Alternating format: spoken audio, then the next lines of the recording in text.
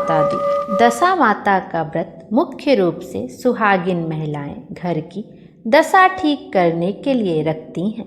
मान्यता है कि जब मनुष्य की दशा ठीक होती है तब उसके सभी कार्य अनुकूल होते हैं, लेकिन जब प्रतिकूल दशा होती है तब मनुष्य को बहुत सारी परेशानियों का सामना करना पड़ता है और इन सभी परेशानियों से मुक्ति पाने के लिए ही दशा माता का व्रत किया जाता है, जिसमें दीवार पर स्वास्तिक बनाकर फिर मेहंदी और सिंदूर से वहीं पर 10 बिंदियाँ लगाई जाती हैं।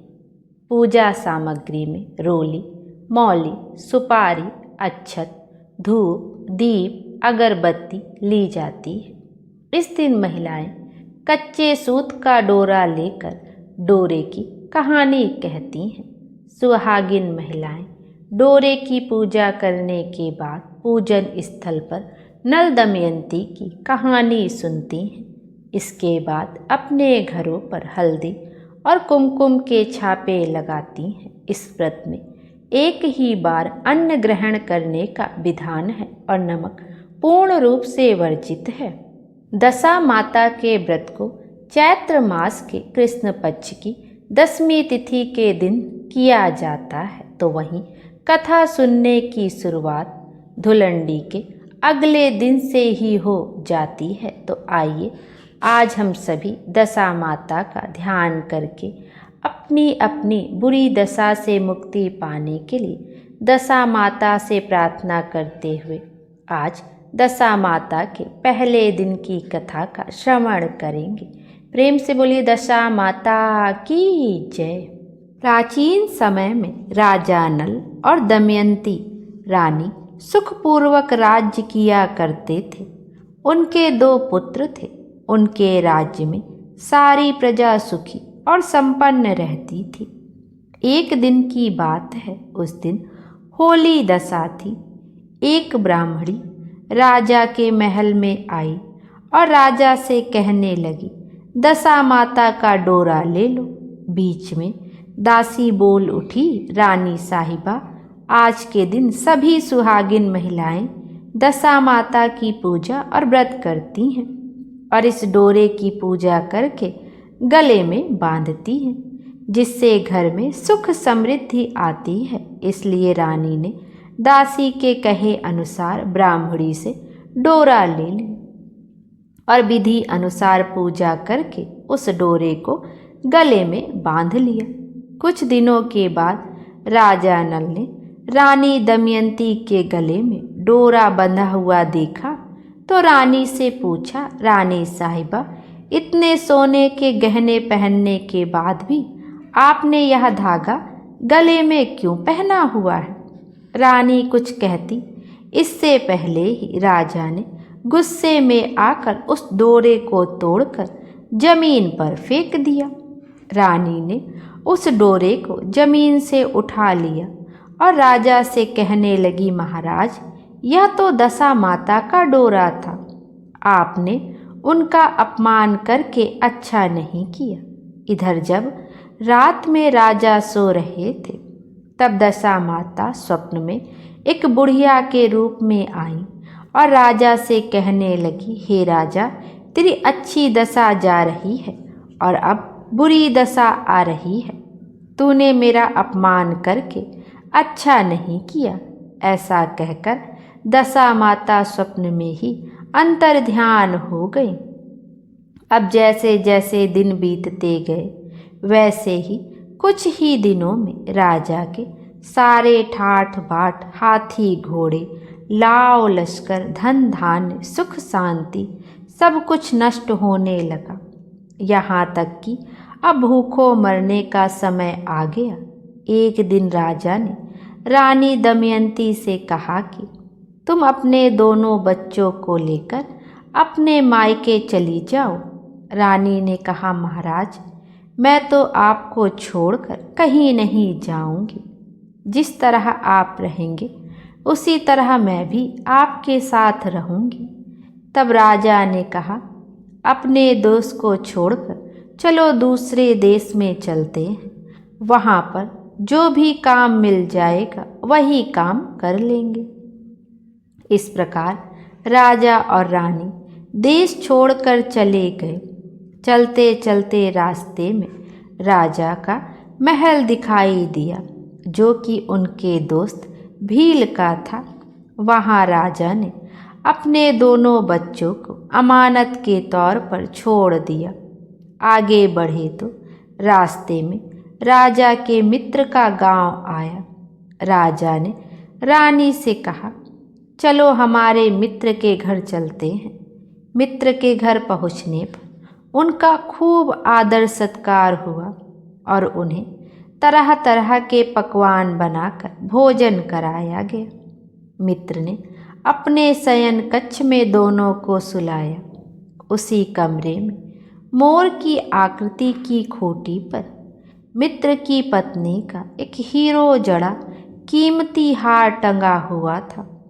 आधी रात में रानी की नींद खुली तो उन्होंने देखा कि वह बेजान खूंटी हार को निगल रही है। यह देखकर रानी ने तुरंत राजा को जगाकर दिखाया और तब दोनों ने सोचा कि सुबह होने पर मित्र के पूछने पर वे क्या जवाब देंगे, इसलिए अभी यहाँ से चले जाना चाहिए। यह सोचकर राजा और रानी दोनों मध्य रात्रि को ही अपने मित्र के यहाँ से कहीं और के लिए चल दिए। सुबह होने पर मित्र की पत्नी ने खूंटी पर अपना हार देखा तो वहाँ पर हार नहीं था। तब उसने अपने पति को बुलाकर कहा कि तुम्हारे मित्र कैसे हैं जो मेरा हार चुराकर रात में ही भाग गए। मित्र ने अपनी पत्नी को समझाया कि मेरा मित्र बिल्कुल भी ऐसा नहीं कर सकता, थोड़ा धीरज रखो, उसे चोर मत कहो। इधर आगे चलने पर राजा नल की बहन का गांव रास्ते में पड़ा। राजा ने बहन के घर में खबर भिजवाई कि तुम्हारे भाई भाभी आए हुए हैं। खबर देने वाले से बहन ने पूछा कि उनके हाल चाल कैसे हैं। तब वह बोला कि दोनों अकेले हैं और पैदल ही आए हैं और बहुत दुखी हाल में हैं। इतनी बात सुनकर बहन थाली में प्याज और रोटी रखकर भैया भाभी से मिलने के लिए आई।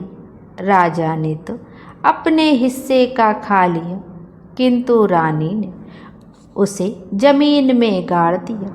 अब वे आगे बढ़े तो चलते चलते रास्ते में एक नदी पड़ी। राजा ने नदी में से मछलियाँ निकालकर रानी से कहा कि रानी, तुम इन मछलियों को भूनो, मैं गांव में से परोसा लेकर आता हूँ। गांव का नगर सेठ सभी लोगों को भोजन करा रहा था। राजा जब गांव में गया तो वहाँ से परोसा लेकर चल दिया। वह रास्ते में जा ही रहा था कि कहीं से एक उड़ती हुई चील आई और झपट्टा मारा तो राजा के हाथ से सारा भोजन धरती पर गिर पड़ा। राजा ने सोचा कि रानी सोचेंगी कि राजा तो भोजन करके आ गए हैं और मेरे लिए कुछ भी नहीं लाया। उधर वह रानी जब मछलियाँ भून रही थी तो दुर्भाग्य से सारी मछलियाँ जीवित होकर वापस नदी में चली गई। अब रानी उदास होकर सोचने लगी कि जब राजा आएंगे और पूछेंगी कि मछलियाँ कहाँ हैं, तब मैं क्या जवाब दूंगी कि वह मछलियाँ कहाँ गई। तब मछलियों को ना देखकर वे तो यही सोचेंगे कि मैं सारी मछलियाँ खुद ही खा गई हूँ। इधर जब राजा आए तो मन ही मन समझ गए और वहाँ से आगे चल पड़े। चलते चलते रानी के मायके का गांव आया। तब राजा कहने लगे कि तुम अपने मायके चली जाओ, वहाँ दासी का कोई भी काम कर लेना और मैं भी इसी गांव में कहीं नौकर बन जाऊंगा। इस प्रकार रानी महल में दासी का काम करने लगी। और राजा एक तेली के घर में काम करने लगा। दोनों को काम करते करते बहुत दिन बीत गए। जब होली दशा का दिन आया तब सभी रानियों ने सिर धोकर स्नान किया। दासी ने भी स्नान किया। दासी ने रानियों का सिर गूथा तो राजमाता ने कहा कि चलो मैं भी तेरा सिर गूथ देती हूँ। ऐसा कहकर राजमाता जब दासी का सर गूथ ही रही थी तो उन्होंने दासी के सिर में एक चिन्ह देखा। यह देखकर राजमाता की आंखें भर आईं और उनकी आंखों से आंसू की बूंदें टपक टपक कर गिरने लगी। आंसू जब दासी की पीठ पर गिरे तो दासी पूछने लगी, राजमाता आप रो क्यों रही हैं? तब राजमाता कहने लगी, तेरी जैसी मेरी भी बेटी है, उसके सिर में भी यह चिन्ह था और तेरे सिर में भी है। यह देखकर मुझे अपनी बेटी की याद आ गई। तब दासी कहने लगी, मैं ही आपकी बेटी हूँ। दशा माता के कोप से इस समय मेरे बहुत बुरे दिन चल रहे हैं, इसलिए मैं सहायता मांगने के लिए यहाँ चली आई हूँ। माता ने कहा, बेटी फिर तूने यह बात हमसे क्यों छुपाई? दासी बनी रानी कहने लगी, माँ अगर मैं सब कुछ बता देती तो मेरे बुरे दिन नहीं कटते। आज मैं दशा माता का व्रत करूँगी और उनसे गलती की क्षमा याचना करूँगी। अब तो राजमाता ने अपनी बेटी से पूछा, अच्छा यह तो बताओ हमारे जमाई राजा कहाँ हैं? तब बेटी बोली, वह भी इसी गांव में किसी तेली के घर में काम कर रहे हैं। जब गांव में उनकी खोज कराई गई तो राजा मिल गए। फिर उन्हें भी महल में बुलवाया गया। जमाई राजा को स्नान कराया, नए वस्त्र पहनाए और पकवान बनाकर उन्हें भरपेट भोजन कराया गया। अब दशा माता के आशीर्वाद से राजा नल और दमयंती के अच्छे दिन लौट आए। कुछ दिन वहीं गुजारने के बाद दोनों ने अब अपने राज्य को जाने की बात कही। तब दमयंती के पिता ने खूब सारा धन, लाव लश्कर, हाथी घोड़े आदि देकर बेटी दामाद को विदा किया। चलते चलते रास्ते में वही जगह आई जहाँ रानी ने मछलियों को भूना था और राजा के हाथ से चील के झपट्टा मारने से सारा भोजन धरती पर गिर पड़ा था। तब राजा ने कहा कि रानी, तुमने सोचा होगा कि मैंने अकेले भोजन कर लिया होगा, लेकिन चील ने झपट्टा मार कर गिरा दिया था। तब रानी कहने लगी, महाराज आपने भी सोचा होगा कि मैंने मछलियाँ भूनकर सारी अकेले ही खा ली होंगी, लेकिन वे तो जिंदा होकर वापस नदी में ही चली गई थी। चलते चलते अब राजा की बहन का गांव आया। राजा ने बहन के यहाँ खबर भेजी। खबर देने वाले से पूछा उनके हाल चाल कैसे आए। उसने बताया कि वे बहुत अच्छी दशा में हैं। उनके साथ हाथी घोड़े लाव लश्कर हैं। यह सुनकर राजा की बहन मोतियों की थाल सजा कर लाई। तभी रानी दमयंती ने धरती माता से प्रार्थना की और कहने लगी, माँ आज मेरी अमानत मुझे वापस दे दो। यह कहकर उस जगह को खोदा जहाँ पर उसने रोटी और प्याज गाड़ दिया था। खोदने पर रोटी तो सोने की और प्याज चांदी का हो गया था। ये दोनों चीज़ें बहन की थाली में डाल दी और आगे चलने की तैयारी करने लगी। वहाँ से चलकर राजा अपने मित्र के घर पहुँचे।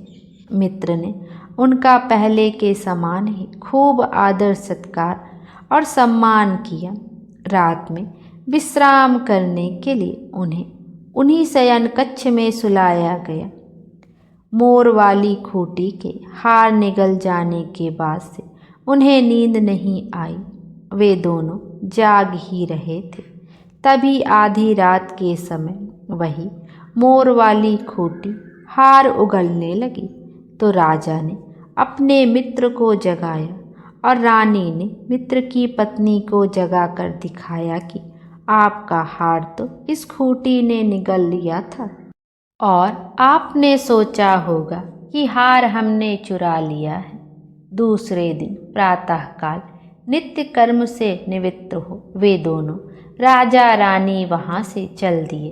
अब चलते चलते वे राजा भील के यहाँ पहुँचे तो उन्होंने अपने पुत्रों को वापस मांगा। तब भील राजा ने देने से मना कर दिया। गांव के लोगों ने उन बच्चों को वापस दिलाया। राजा नल और दमयंती अपने बच्चों को लेकर अपनी राजधानी के पास पहुँचे तो नगरवासियों ने लाव लश्कर के साथ उन्हें आते हुए देखा। सभी ने बहुत प्रसन्न होकर उनका स्वागत किया तथा गाजे बाजे के साथ उन्हें महल पहुँचाया। अब राजा को पहले की तरह ही ठाठ बाट हो गया।